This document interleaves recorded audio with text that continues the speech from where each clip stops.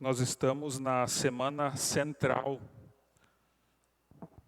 do ano, quando a gente fala de fé cristã. O momento mais importante do nosso relacionamento com Deus, ou do relacionamento de Deus conosco, foi a paixão e a morte de Jesus Cristo em nosso favor. Esse ato é o central do nosso relacionamento com Deus. E nós somos convidados a refletir, então, na noite de hoje, a respeito de um dos textos que relatam a crucificação de Jesus. Se você tem a sua Bíblia, convido para abrir no Evangelho de Mateus, capítulo 27. Nós vamos ler do 33 ao 50, mas não vamos ler de uma vez só. Mateus 27, 33 a 50. Inicialmente eu vou ler do 33 até o 38. Mateus 27, 33 em diante.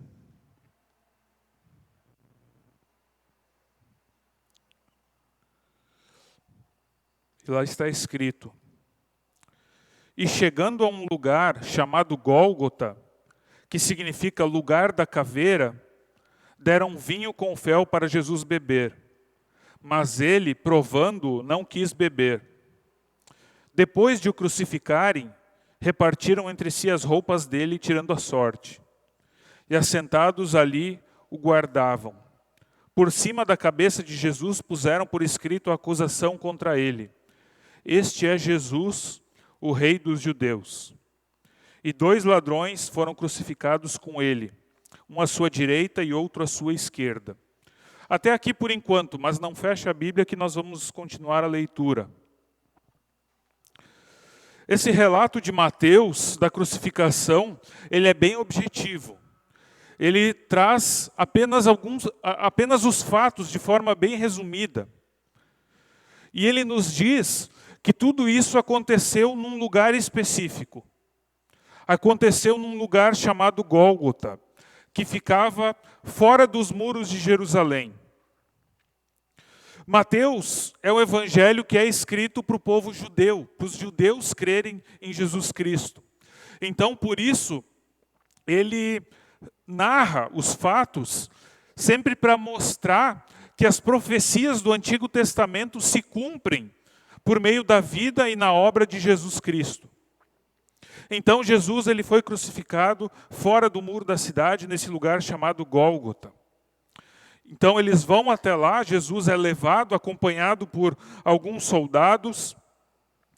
E Gólgota era um lugar, então, uma pequena elevação, um pequeno morrinho que ficava fora de Jerusalém, chamado também de lugar da caveira.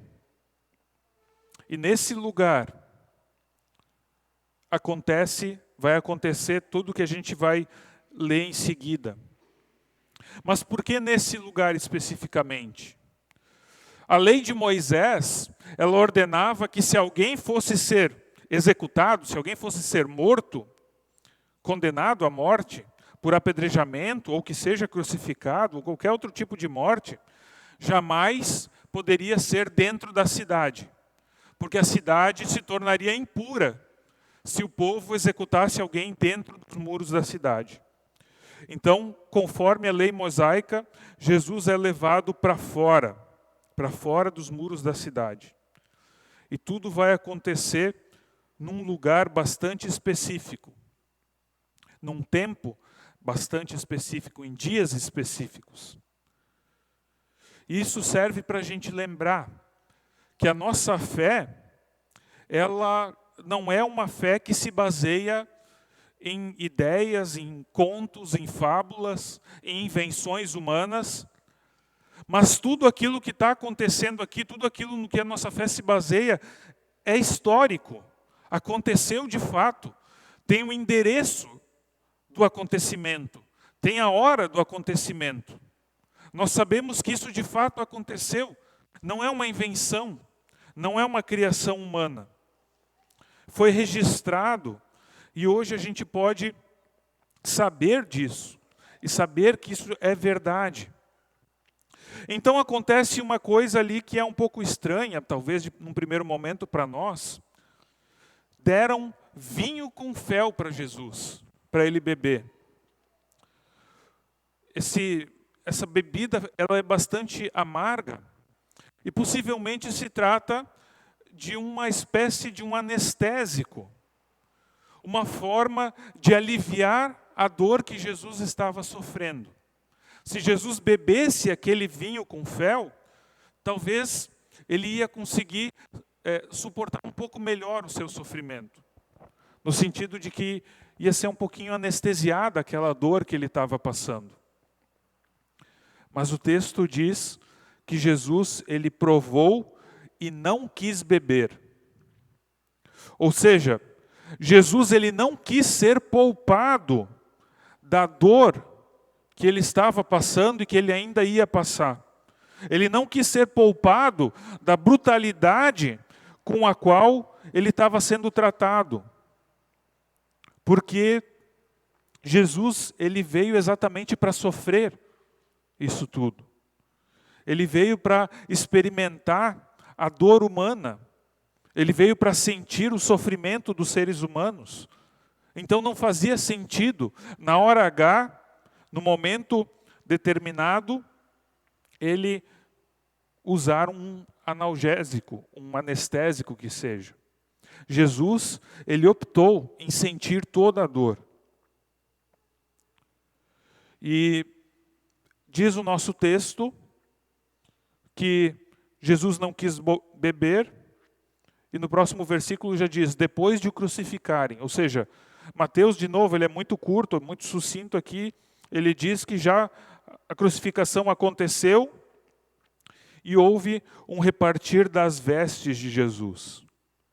Eles tiraram sorte para ver quem iria ficar com a túnica de Jesus, porque possivelmente, ou porque essa túnica tinha certo valor.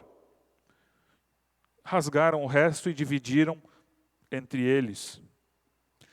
E esse detalhe, ele é citado porque isso também é cumprimento de profecia do Antigo Testamento. Tudo que Mateus está narrando aqui cumpre as profecias do Antigo Testamento. Porque tudo isso fazia parte do plano de Deus para nós, para a nossa salvação. E por isso Mateus ele escreve, ele dá os detalhes. Ele diz, olha, lembram que Deus tinha dito que isso ia acontecer? Então, de fato, isso aconteceu com Jesus. Todos esses acontecimentos, eles fazem parte da história da salvação de Deus conosco. Depois de crucificarem Jesus, repartiram as roupas e guardavam a ele e colocaram sobre a cabeça dele, por escrito, uma acusação. A acusação dizia, este é Jesus, o rei dos judeus. A lei romana dizia que todo crucificado precisava ter em cima uma plaquinha que dizia qual era o motivo pelo qual ele estava sendo julgado, o porquê aquilo estava acontecendo. E a acusação de Jesus é que ele é o rei dos judeus. Provavelmente, isso estava escrito em 3 línguas, 3 idiomas, hebraico, grego e latim. E a acusação, então, que eles tinham contra Jesus era que Jesus, de alguma forma, pretendia assumir o cargo político de rei dos judeus. Talvez o rei Herodes deva ter pensado isso, talvez o povo pensou que ele queria assumir o trono do rei Herodes. Mas isso não era verdade. Jesus nunca quis ser rei, politicamente falando. Bem pelo contrário, Jesus muitas vezes fugiu da tentativa de coroação. Jesus ele evitava que o povo o aclamasse como rei. Mas essa foi a acusação que ele recebeu, uma acusação política. Mas Jesus não queria ser um rei político. Ainda assim, nós sabemos que na sua morte, Jesus é de fato entronizado como um rei. Mas ele é um rei diferente de qualquer outro rei que já passou pela terra. E o seu ritual de entronização também é diferente de todos os demais. Ele teve os mesmos passos, os mesmos momentos de um ritual de entronização como um rei de Israel iria ser coroado também. Jesus entrou em Jerusalém numa entrada triunfal, que a gente lembrou no último domingo.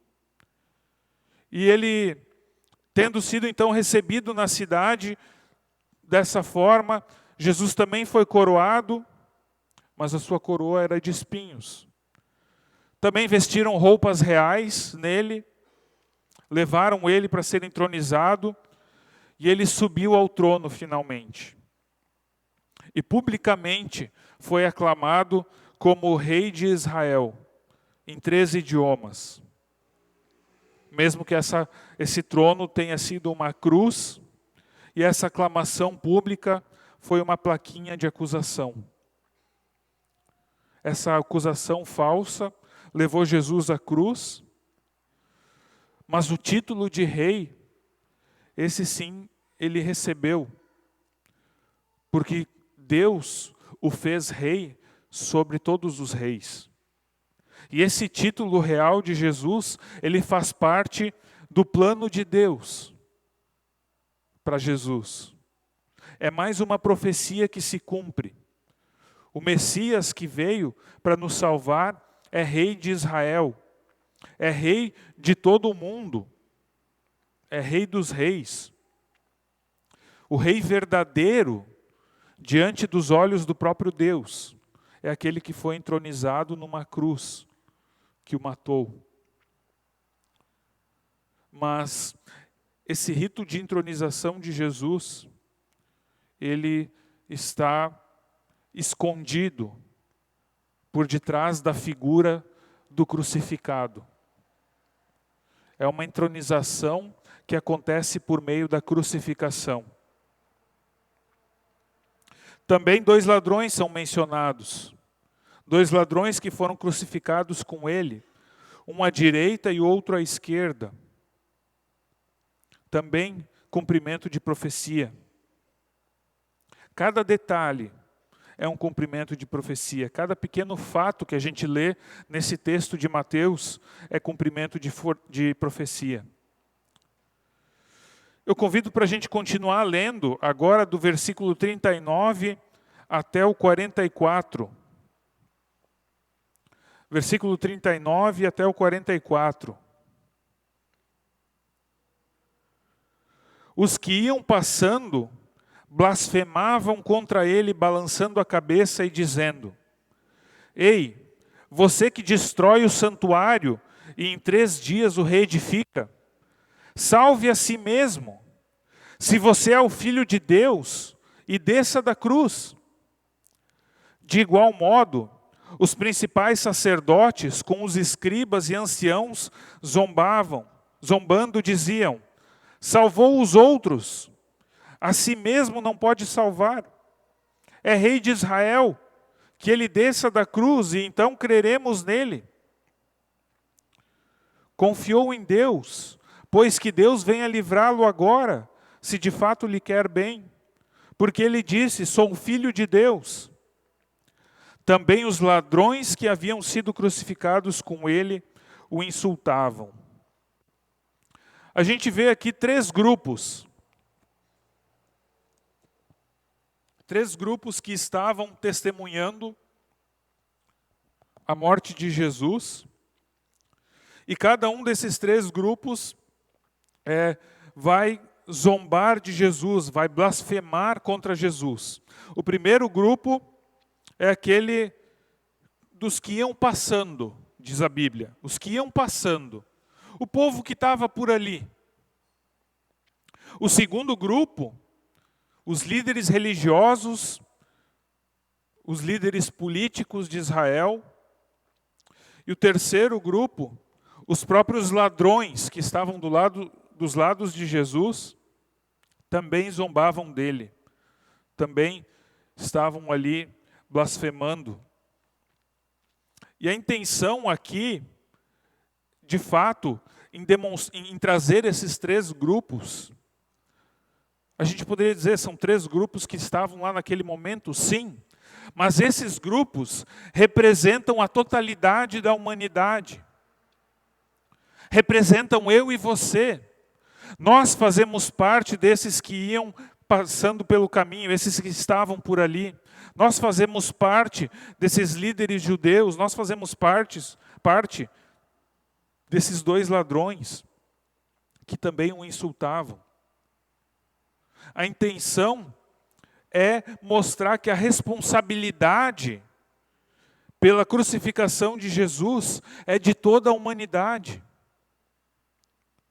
Não foram só os judeus, os líderes judeus que crucificaram Jesus. Não foram só os soldados romanos e Pôncio Pilatos que crucificaram Jesus. Fomos nós, eu e você. Nós somos culpados também por esse sacrifício, pela morte de Jesus. Nós somos responsáveis também por essa rejeição, por essa zombaria, por esse escárnio, porque as nossas atitudes, como seres humanos, os nossos pecados, são essa zombaria, são esse escárnio contra o próprio Jesus. E por outro lado, esse escárnio, essa zombaria, ela também é uma espécie de uma tentação para Jesus. Porque Jesus já havia sido tentado antes do seu ministério lá no deserto por Satanás. E o que Satanás fez quando tentou Jesus? Jesus estava com fome? Transforma essa pedra em pão e come. Você tem poder para fazer isso. Por que você não faz? E agora aqui, quando ele está pregado na cruz, também dizem, olha, você não tem poder para descer da cruz sozinho? Você disse que destrói o santuário em 3 dias e o reedifica? Você não tem poder para descer da cruz? Você que salvou tantas pessoas, fez tantos milagres, curou, ressuscitou mortos, agora está sendo intitulado como rei de Israel, desce da cruz. Por que tu não desce? Percebem? Assim, o povo que zombava tentava Jesus. Eles foram tentando Jesus usando coisas que são verdade. Eles falavam a verdade, mas distorciam essa verdade. Eles diziam, olha, você falou que você consegue destruir o templo e reedificar ele em 3 dias. Então, se você consegue fazer isso, você consegue descer dessa cruz pequenininha. Essa cruz não é nada comparado a um templo. Palavras que Jesus de fato falou. E Jesus inclusive estava se referindo, quando ele falou essas palavras, à sua morte e ressurreição. Então, esses grupos que estão em torno da cruz, eles tentam a Jesus. Eles distorcem a palavra do próprio Jesus e quem Jesus mesmo disse que ele é, a fim de tentá-lo a descer da cruz. Mas o detalhe é que Jesus não vai fazer isso, porque ele veio especificamente para a cruz. Eles chegam a dizer, olha Jesus, se tu descer da cruz, a gente vai crer em ti. Imagina, para que melhor? Vai convencer todo mundo ali de Jerusalém que ele é o Messias, só precisa descer da cruz. Mas Jesus ele não desce, porque isso é tentação, a fim de que Jesus cumpra as coisas de uma forma diferente da vontade do Pai. O Pai quer que Jesus morra na cruz, depois de sofrer. Descer da cruz seria distorcer a vontade do Pai.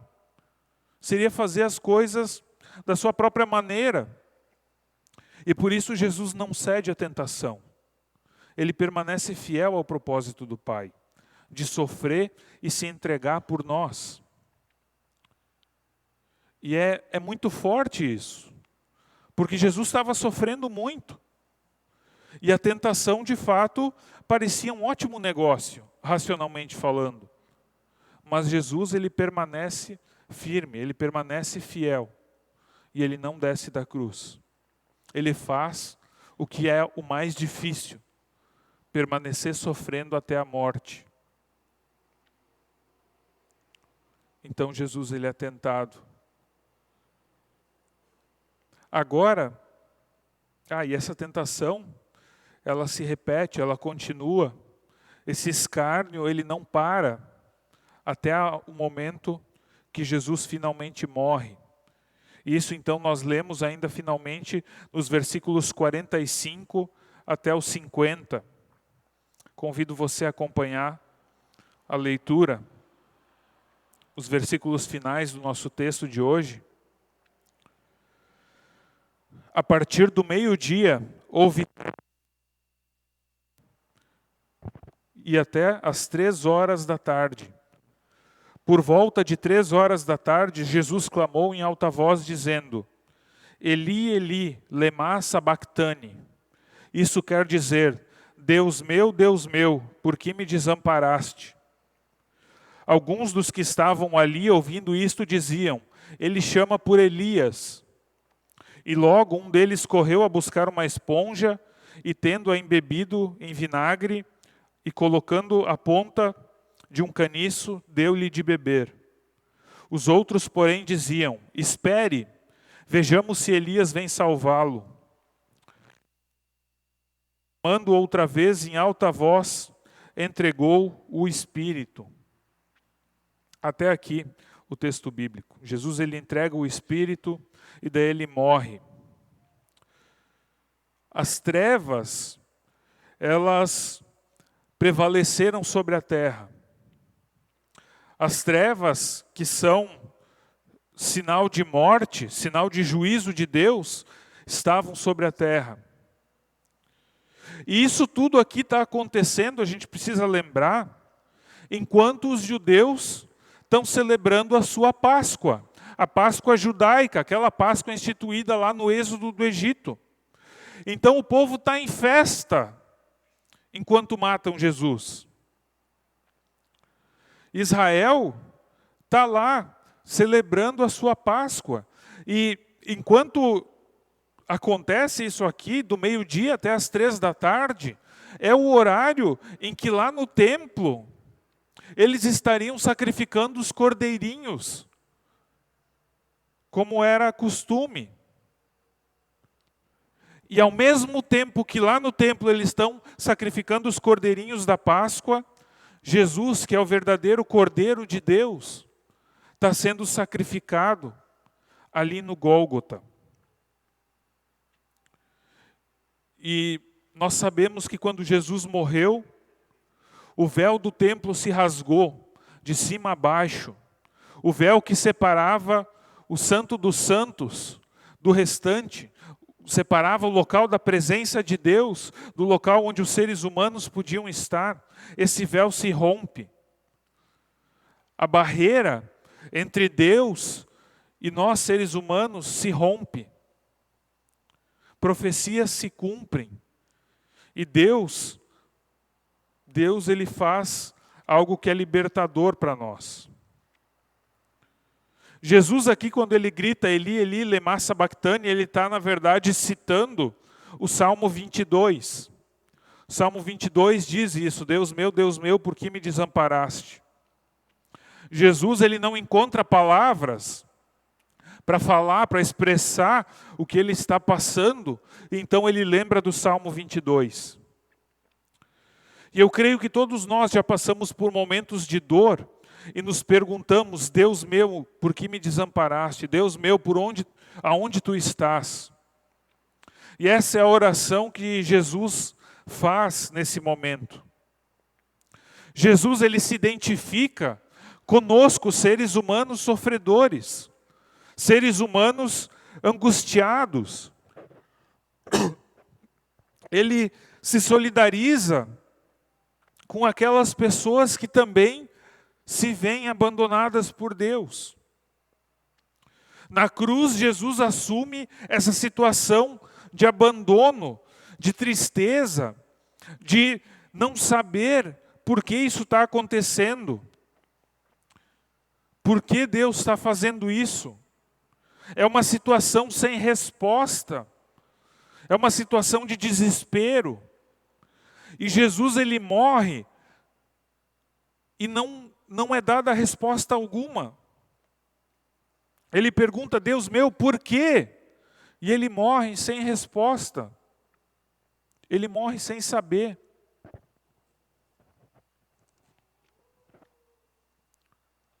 E assim, ele se solidariza também conosco.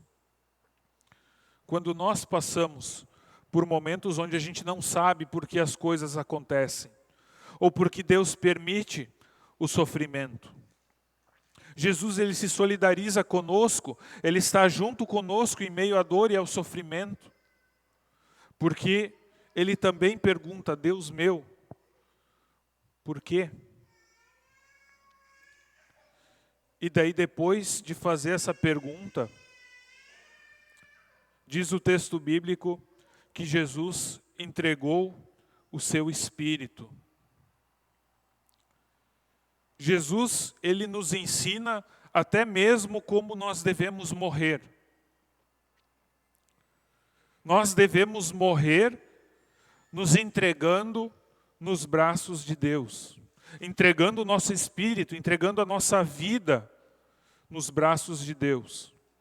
Jesus, ele não ensina só como viver, ele ensina também a morrer, para que nós possamos morrer em paz. Ele nos ensina a entregarmos nossas dores, nossos sofrimentos, tudo a Deus, para viver e para morrer em paz. Jesus, ele veio para a terra, ele veio para o mundo, para se identificar conosco, para que nós pudéssemos vê-lo, para que nós pudéssemos ver o rosto de Deus e ver Ele sofrendo como nós merecíamos sofrer. E na cruz Ele carrega os nossos pecados, Ele carrega também nossa culpa, nosso sofrimento, todas as nossas perguntas. Ele morre como um Deus que se identifica conosco. E isso é um fato histórico, não é uma história inventada. É algo que de fato aconteceu e nós temos infinitos relatos desse acontecimento, infinitas testemunhas. E isso deve nos levar a adorar a Deus, especialmente nesses dias que estamos vivendo de paixão, de morte de Jesus. Tudo isso aqui, essa história, é a base da nossa fé. Como disse a última música que nós cantamos, se Ele não tivesse feito isso, não haveria outra chance para nós. Esse é o plano de Deus, que se concretiza em nosso favor.